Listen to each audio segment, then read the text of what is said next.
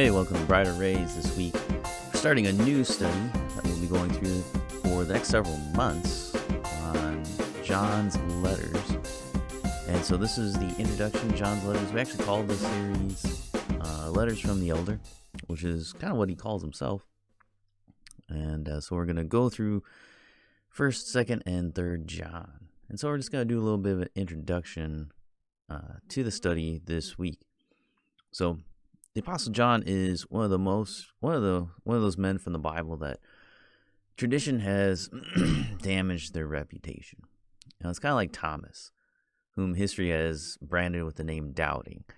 And the reality of who John was, bears little resemblance to the paintings of the medieval times. Often he's depicted as effeminate, with long flowing brown hair. Well, in some renditions, you hard pressed to decide if the person was, supposed to be a man or a woman. You can't really tell.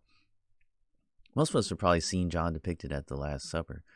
He's shown snuggled up next to Jesus with eyes full of stars, like a junior high girl that has a crush on a pop star. After all, he is the apostle whom Jesus loved, right? It says that his head was on his chest. That's what that would look like, right? Well, perhaps you've got these other popular images of John. You've seen him as a bald white guy with long flowing white beard who's furiously writing down what he sees as the heavens are open before him and he sees like naked baby angels floating there. We know that we ought to approach these depictions with skepticism. Most of them are not made to recreate the scenes as historically or biblically accurate as possible. That wasn't their intent.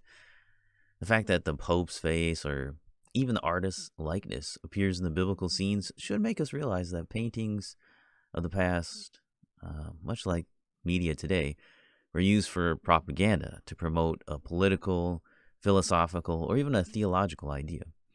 All the paintings of the past, no matter how close they were to the original event, are biased by the artist. They're not God-breathed as the scriptures are, and are not a reliable source of our theology.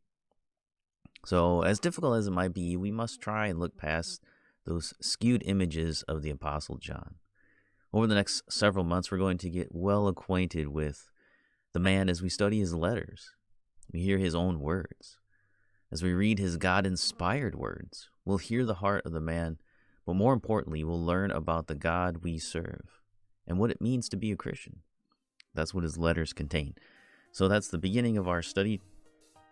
And so come back tomorrow and begin to ask the question, who was John? Who exactly was he? What was going on with him?